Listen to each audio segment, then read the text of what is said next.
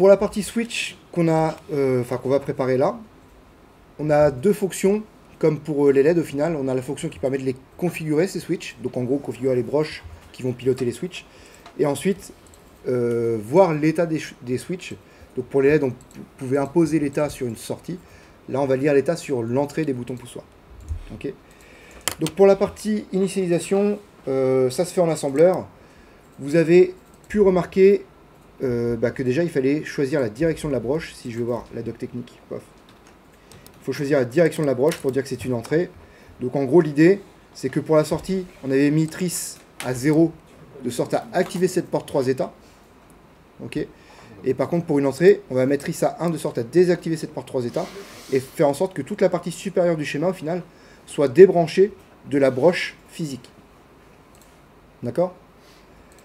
Donc ça, première étape, déjà, effectivement, on va devoir manipuler le registre trice, de sorte à indiquer que la broche pour le bouton poussoir switch 1 c'est RB4, et pour indiquer que la broche RB4 ce sera du coup une entrée. Donc comment on fait ça? J'ai l'instruction BSF que vous avez déjà manipulée, bitset in file, donc je précise le file register que je veux manipuler, trice B, et je précise le numéro du bit que je veux mettre à 1, pardon. Donc c'est le bit numéro 4. On peut faire la même chose directement dans le registre trice C avec le bit numéro 5, puisque ça correspond à la broche RC5 du bouton poussoir numéro 2. On est OK là-dessus? Ça, c'est la première étape. Deuxième étape, si je regarde maintenant le schéma, toujours, je le passe assez rapidement parce que vous êtes tous tombés dans le piège et vous l'avez tous résolu. C'est qu'effectivement, ma broche là, quand je vais avoir un niveau logique qui apparaît ici, l'idée c'est que le niveau logique puisse se propager jusqu'au bus de données, pour que je puisse lire la donnée en question. D'accord? Pour lire la donnée, vous l'avez vu, on va reparler après, il faut lire le registre port X, mais également il faut que la donnée soit présente en entrée, ici, et donc qu'elle passe à travers cette porte E. Porte E qui est pilotée par Hansel. Okay. Et là, sur le schéma, sans comprendre ce que c'est que Hansel, on voit que Hansel, il faut qu'il soit à 0 parce que l'entrée, elle est complémentée. Et comme ça, j'aurai un et quelque chose, le quelque chose étant l'état de ma broche, qui va se propager en sortie. Ok. Alors, Hansel, voyons voir ce que c'est. Analog Select Register. Par défaut, la valeur, elle est à 1. Ok. Par défaut, je vois ça. Digital Input Buffers are disabled. Donc ça veut dire quoi? Et là, tous les mots sont importants. Sont désactivés les buffers d'entrée numérique. Ça ne veut pas dire que l'entrée est désactivée. C'est-à-dire que la fonction numérique de l'entrée est désactivée. D'accord? Et moi, c'est pas ce que je veux. Moi, ce que je veux, effectivement, ce sera l'état 0, où là, sont activés les buffers d'entrée TTL et ST. Je ne sais pas si vous vous souvenez, j'ai fait une petite passe de cours là-dessus la dernière fois. Entrée TTL ou entrée trigger de Schmitt trigger, le ST. Donc c'est juste la technologie d'entrée, ça limite, on s'en fout. Ce qui nous intéresse, c'est que les entrées numériques, parce que ce sont des entrées numériques, ça, sont activées. Et donc moi, c'est bien ça que je veux. Donc pour ça, il faut que je mette à 0 le bit 4 dans Hansel B. Et pour mettre à 0 le bit 4 dans Hansel B, je fais un bit clear in file. Bit clear in file, Hansel B, virgule 4. On est OK là-dessus? Il y a une étape, encore, je la cache pour l'instant. Ok, donc ça c'est la partie switch init. Ensuite, la partie switch read.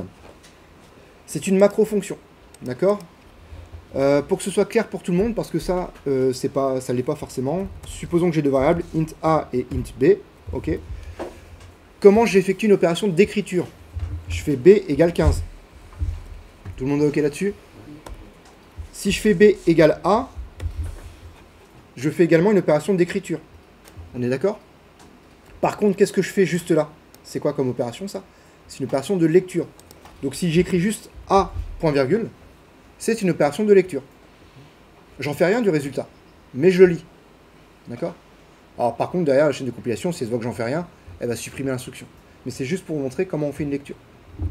Et bien là, pour lire une valeur, J'ai pas besoin de faire une opération quelconque. Je peux juste accéder au registre. C'est juste ça qui va me donner la valeur. Ok. Donc comment je peux lire une donnée dans... comment je peux lire une entrée numérique? Eh bien, il y a le registre port. Lis le niveau des broches du composant. Okay. C'est ce registre-là. Et d'ailleurs, si je me remets sur le schéma juste en dessous, on le voit. Une lecture dans le port, dans le registre port, me permet d'activer la porte ici. Et donc, la donnée, la valeur de la broche qui était présente jusque-là, va effectivement se propager sur le bus de données derrière. Donc comme ça, avec le bus de données, je peux récupérer la valeur.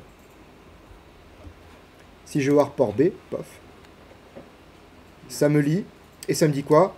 Eh ben, l'entrée est supérieure à VIH, donc je suppose que c'est un 1 logique, ou l'entrée est inférieure à VIL, donc je suppose que c'est un 0 logique. D'accord? Rappel, un VIH, VIL, voltage input high, voltage input low, donc les tensions d'entrée, pour l'état haut et l'état 0. Donc comment je peux faire?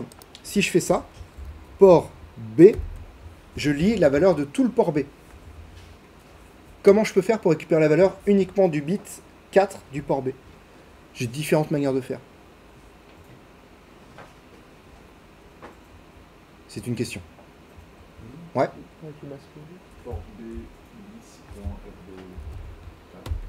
Voilà, première proposition, c'est ça. Ok. Est-ce que vous en avez d'autres? Il n'y a pas qu'une seule bonne réponse. RB4. RB4. Alors si je fais RB4, en fait, on va voir que... Pourquoi il ne veut pas y aller? Il ne veut pas. Ah, parce que je suis encore en mode... Hop. Donc ça va dégager. Bon, il veut pas y aller, mais ça fonctionne pareil. Ouais, il est fatigué, il veut pas. Mais du coup, que ce soit port B-bit, ça, un rappel, c'est une structure qui permet d'accéder au registre d'adresse port B, et ensuite le bit numéro 4, ou RB4, c'est exactement la même chose. Ok, qu'est-ce qu'il y a d'autre comme possibilité? Port B ou égal... Port B ou égal 0, 10. Ok, je suis d'accord sur l'idée, mais pas d'accord sur la réalisation. Pourquoi? Ça fait quoi? Déjà, il y a un égal. Donc le égal, je m'en fiche, moi je veux juste faire une lecture. Donc je pourrais très bien faire ça.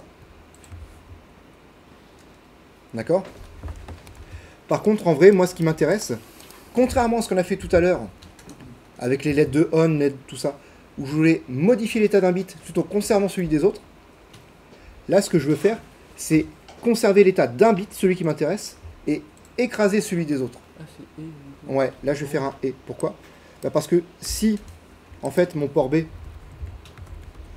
s'il voit un truc genre 0001111, et que moi c'est ce bit là qui m'intéresse, et bah si je renvoie la valeur de port B avec un OU, et bah il aura en compte l'état des autres bits. Et ça m'intéresse pas.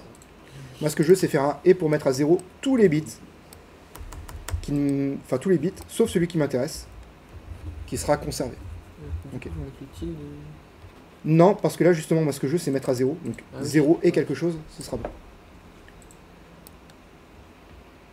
Ok, il y a d'autres possibilités. Je pense qu'on a fait le tour, on est pas mal. Éventuellement, si vous voulez, hein, il y en a peut-être qui l'ont fait d'ailleurs, vous pouvez mettre égal égal 1. Je sais pas s'il y en a qui ont fait ça. Ou égal égal 0 après coup. D'accord. Bref, tout est possible. Enfin, ces trois solutions-là sont possibles. Je ne vais pas m'embêter, je prends la première qu'on m'a donnée. Ok. Et je fais pareil pour le switch 2, port cbits.rc4. RC5, merci. Il y en a qui suivent. C'est ok? Alors on va voir. Je vais aller faire switch. Switch 1 read.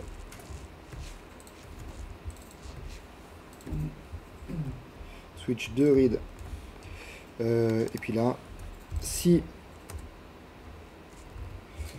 switch 1 read égal 0, alors j'allume 2 LED.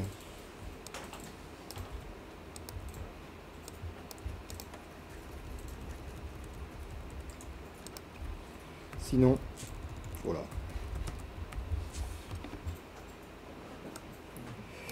Sinon, j'éteins les 2 LED en question.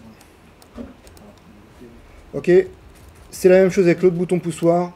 J'ai pas envie de m'embêter à le faire, mais vous avez l'idée. Ok. Je téléverse. Et on va voir ce qui fonctionne ou ce qui ne fonctionne pas.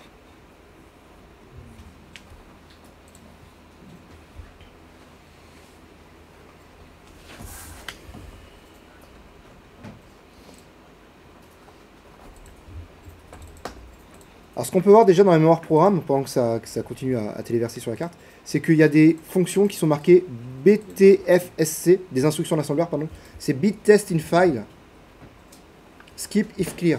Donc je teste un bit dans un fichier. Donc là notamment, je teste le bit numéro 4 dans le port B. Okay. Et si ce bit est clear, donc s'il vaut 0, je saute la prochaine instruction.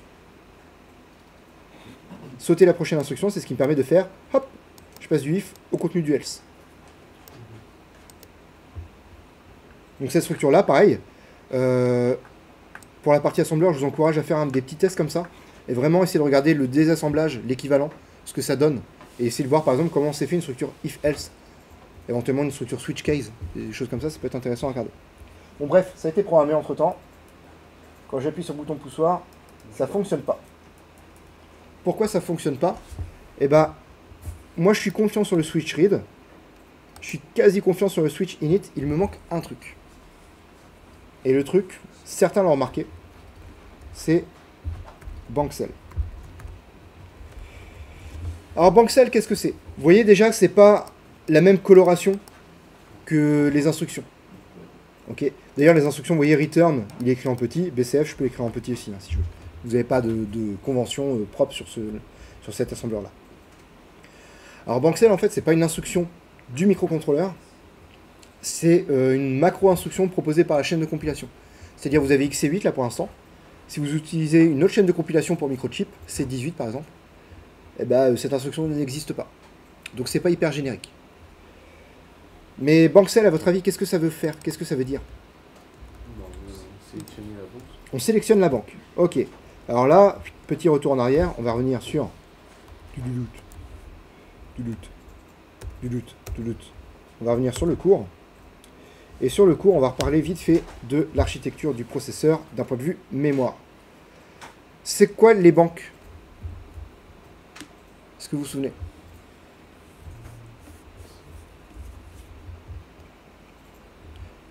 Ma RAM, ma mémoire de données, elle est décomposée en 16 banques de 256 octets. D'accord? Si je veux accéder à une donnée dans n'importe quelle banque, au préalable, qu'est-ce qu'il faut faire? Sélectionner la banque en question. La manière de faire, c'est ça. C'est l'instruction MOVE-LB qui va me permettre de choisir la banque. Donc à la limite, je vais le faire, tiens. Je vais faire ça, je vais faire MOVE-LB. Il faut que je choisisse la banque. Quelle est la banque qui contient le registre ANSLB? Vous le savez pas. Comment je peux faire pour le savoir? Dans la doc technique, dans la datasheet, ANSLB, vous avez son adresse F19. C'est-à-dire quoi F19? Ça veut dire que c'est quoi l'adresse, si je me remets là-dedans? C'est quoi l'adresse de mon registre ANSLB? Elle se trouve dans quelle banque? Dans la banque numéro 15, la banque F, et dans cette banque, la case numéro 19. Ok? Donc ce que je peux faire un move LB et dire que je choisis la banque numéro 15. Ok? Ça, je le tente. On va voir. Je crois que j'ai jamais essayé en vrai. Mais on improvise. Ok. Là, c'est build.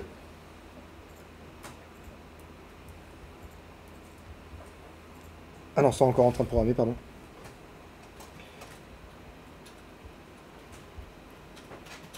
Donc là, vous voyez, ça me permet de choisir la banque. Alors pourquoi j'ai choisi là? Bah parce que...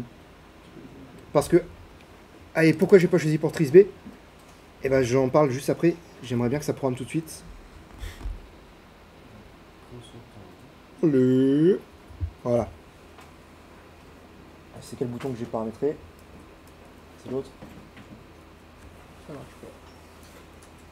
pas. Ok, il n'y en a aucun qui marche. Alors on va essayer l'autre. Voilà, j'aime bien. Un minimum de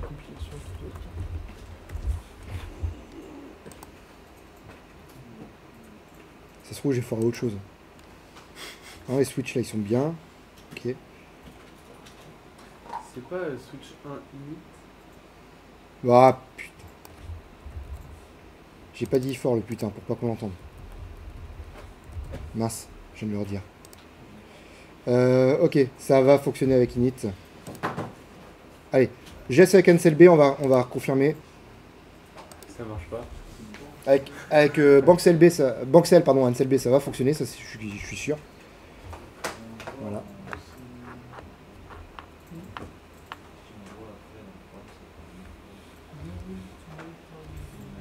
Alors, en attendant, tant pis, pour pas perdre de temps, pourquoi j'ai pas besoin de le faire pour Tris B? Est-ce que vous avez vu l'adresse de Tris B? L'adresse de Tris B, c'est 0xf89. C'est dans la même banque, pourtant. Ouais. Alors, pourquoi j'ai pas besoin de le faire pour Tris B?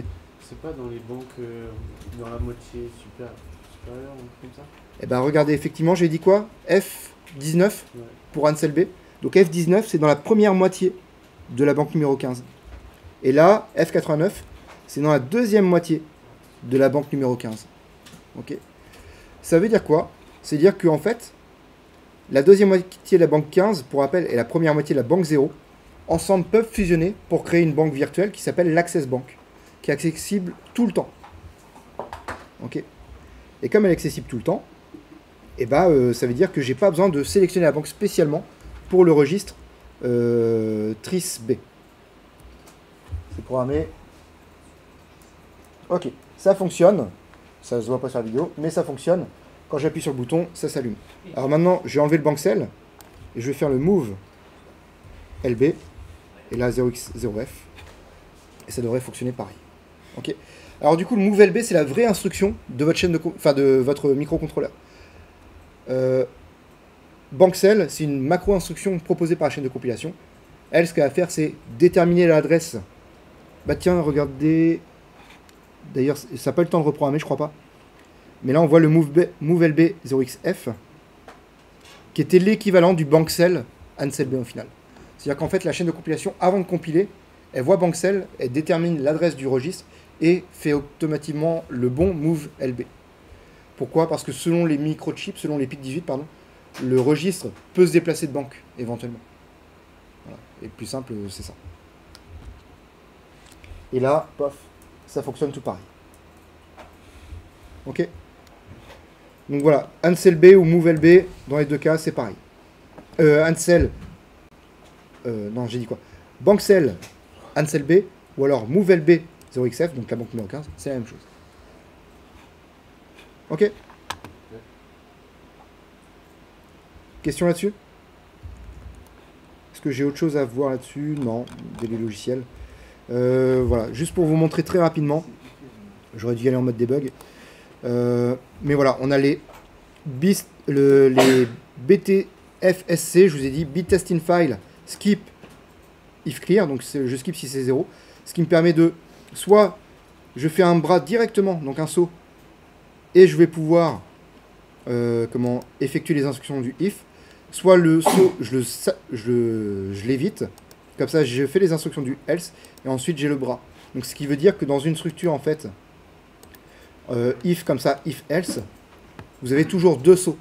Un qui permet de passer du if dans le else, ou l'autre qui permet de... on reste dans le if, mais je saute par-dessus le else à la fin. Ok. Il y a deux sauts, donc on va les retrouver assez régulièrement. Voilà. Je m'arrête là, mais au final, tout ça, vous pouvez le retrouver ici.